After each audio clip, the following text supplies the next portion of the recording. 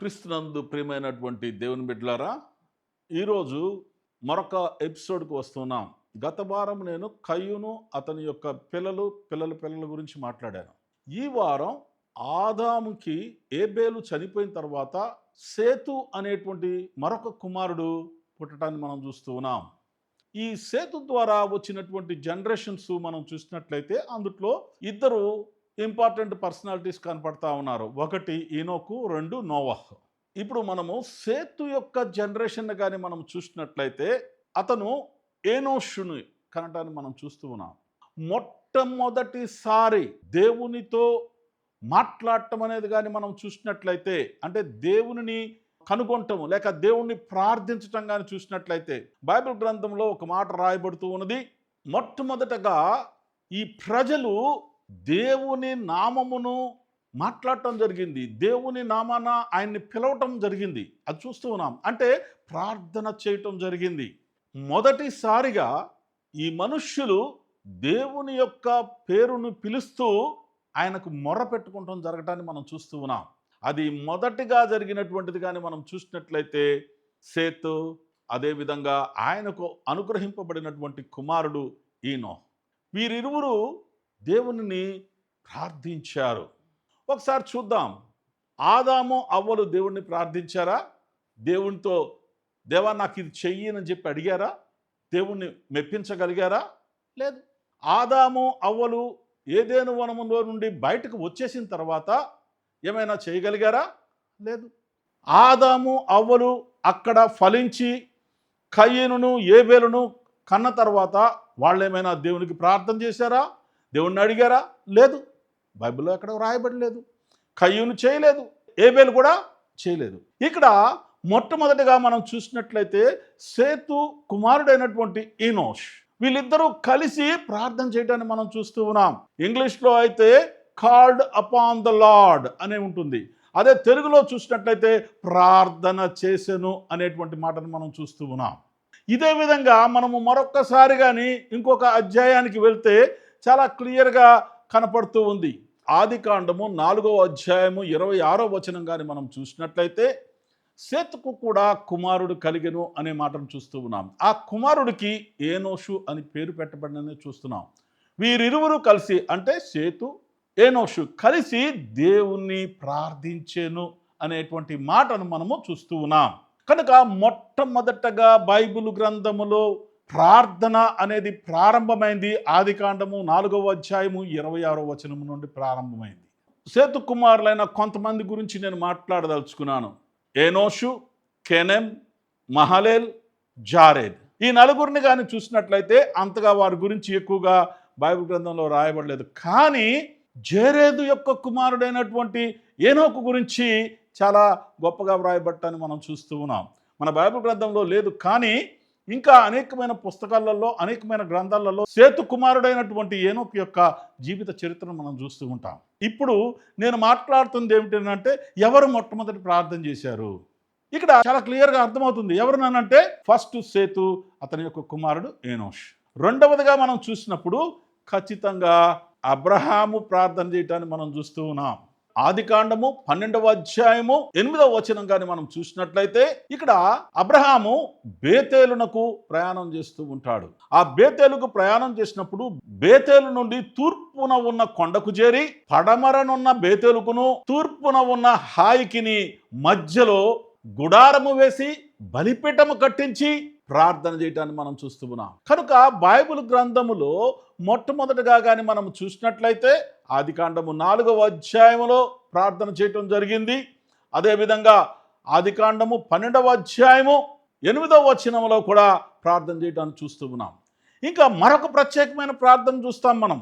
ఆ ప్రార్థన ఏమిటి అంటే అబ్రహాము ఆదికాండము 20వ అధ్యాయము 17వ వచనం.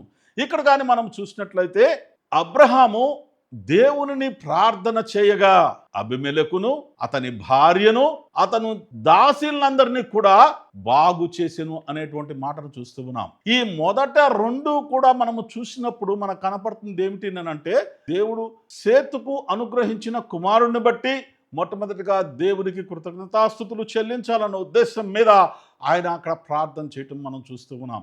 రెండవదిగా మనం చూసినప్పుడు దేవునికి ఒక బలిపీఠం కట్టించాలని ఒక ఆలోచన కలిగి హాయికి బేతేలుకు మధ్యలో అక్కడ ఒక గుడారం వేసి అక్కడ బలిపీఠం కట్టించి ఆయనకు అర్పణ చేయటాన్ని మనం చూస్తూ ఉన్నాం.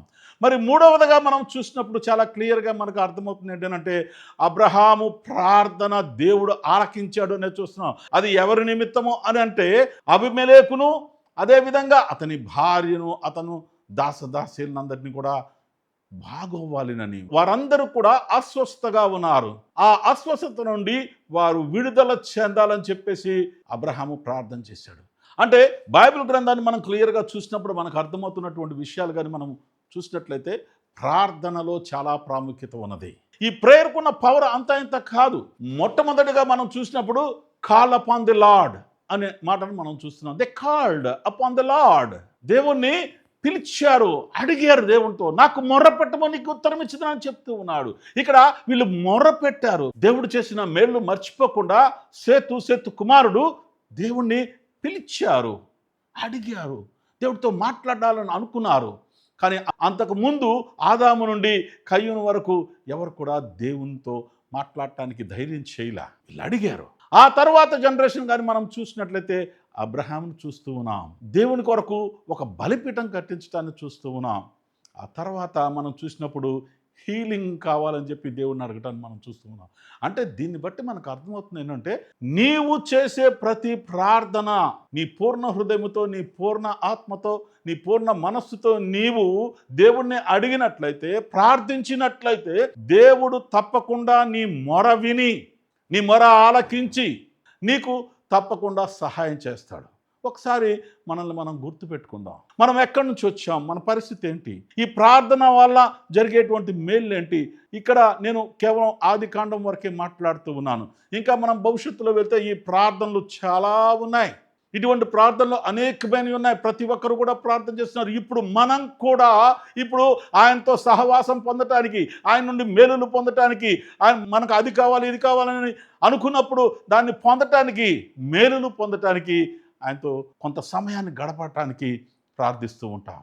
సేతు మరియు ఎనోష్ వీరిరువురు దేవునితో మాట్లాడటానికి, ప్రార్థించటానికి ప్రయత్నం చేసినటువంటి సమయం ఏంటంటే క్రీస్తు పూర్వము 3000 నుంచి 4000 సంవత్సరాల మధ్యలో జరిగింది. అదేవిధంగా అబ్రహాము మొట్టమొదటిసారి బేతేలునకు హాయికి మధ్యలో గుడారము వేసి అక్కడ బలిపీఠము కట్టించి ఆయనను పిలవటాన్ని మనం చూసినప్పుడు, అక్కడ ప్రార్థించడాన్ని చూసినప్పుడు అది సుమారు 2091 బిఫోర్ క్రైస్ట్ అని మనం చూస్తూ ఉన్నాం.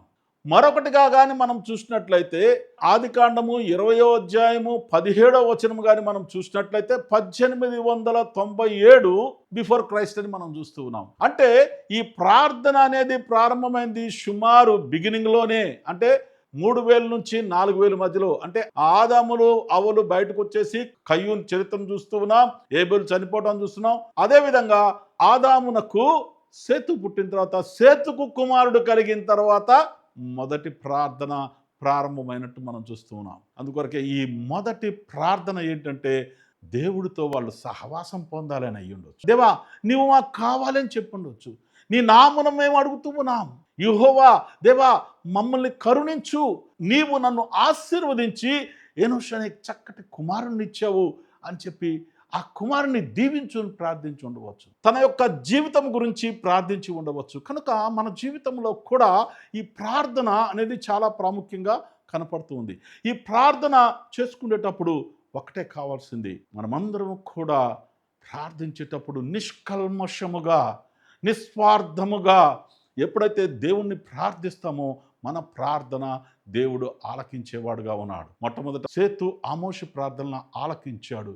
వారి ప్రార్థన ఆలకించిన తర్వాత వారి జనరేషన్లో చూసినట్లయితే ఏనోకు దేవునితో నడవబడ్డాడు.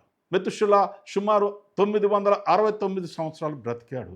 నోవహు కుటుంబం ఆశీర్వదింపబడింది. ఏనోకు గురించి తర్వాత ఎపిసోడ్లో మాట్లాడుకుందాం, ఆ తర్వాత నోవహు గురించి మాట్లాడుకుందాం. కానీ ప్రస్తుతం మాత్రం ప్రార్థన యొక్క విలువను గుర్తించండి. మీరు ప్రార్థనలో మీరు నిమగ్నమై దేవుణ్ణి అడిగినట్లయితే దేవుడు మీకు సమస్తమును చేసేవాడుగా ఉంటాడు. అంతేకాదు బైబిల్ గ్రంథంలో మరొకసారి చూసినప్పుడు నా ప్రజలు ఎప్పుడు నన్ను అడుగుతారో, ఎప్పుడు నన్ను ప్రార్థిస్తారో, ఎప్పుడు నా దగ్గరకు వస్తారో, ఎప్పుడు నన్ను వేడుకుంటారో అని చెప్పి బైబిల్ గ్రంథంలో అనేకమైన సార్లు చూస్తూ ఉంటాం. ఒకసారి చూసినట్లయితే ఇర్మియా 33:3 చూసినట్లయితే చాలా క్లియర్గా, నాకు మొర్రపెట్టుము నీకు ఉత్తరం ఇచ్చినట్టు. అంటే నువ్వు అడగటం నేర్చుకో. నువ్వు ఎప్పుడు నేర్చుకుంటావు నువ్వు నన్ను అడగటం? పిల్లలు తండ్రిని అడుగుతారు, డాడీ నాకు బట్టలు కావాలి, స్కూల్కి వెళ్ళాలి, నాకు స్కూల్ మంచి బ్యాగ్ కావాలి, షూ కావాలని అడుగుతారు. అదేవిధంగా నీ తండ్రిని నువ్వు ఎప్పుడు అడుగుతావు? పరలోకమందున్న ఆ తండ్రిని ఎప్పుడు నువ్వు ప్రార్థిస్తావు? అడగటం అంటే it is a request, it is a prayer to God. The God is going to help you. నువ్వు ప్రార్థించినట్లయితే ఆయన హస్తములు సిద్ధముగా ఉన్నాయి నిన్ను కౌగలించుకుంటానికి, నిన్ను దగ్గర చేర్చుకుంటానికి. ఆయన హస్తాలు నిన్ను దీవించడానికి సిద్ధంగా ఉన్నాయి. Are you ready to pray? Today is the day for you to pray to God. Call on to the name of Lord. ఈ రోజున మీరందరూ కూడా ఆయన అడగండి, ఆయన ఇవ్వటానికి సిద్ధంగా ఉన్నాడు. ఆయన మిమ్మల్ని గురించి ఆలోచన చేస్తూ ఉన్నాడు. అందుకే తన ప్రియకుమారుడైన యేసుక్రీస్తు ప్రభువారిని ఈ లోకంలోనికి పంపి మనకు మార్గాన్ని సరళం చేశాడు. కనుక మనము సిద్ధపాటు కలిగిన జీవితం జీవిస్తూ ముందుకు సాగాలని ప్రభువు నామపేట మిమ్మల్ని అందరినీ కూడా కోరుతూ ఉన్నాను. God bless you everybody.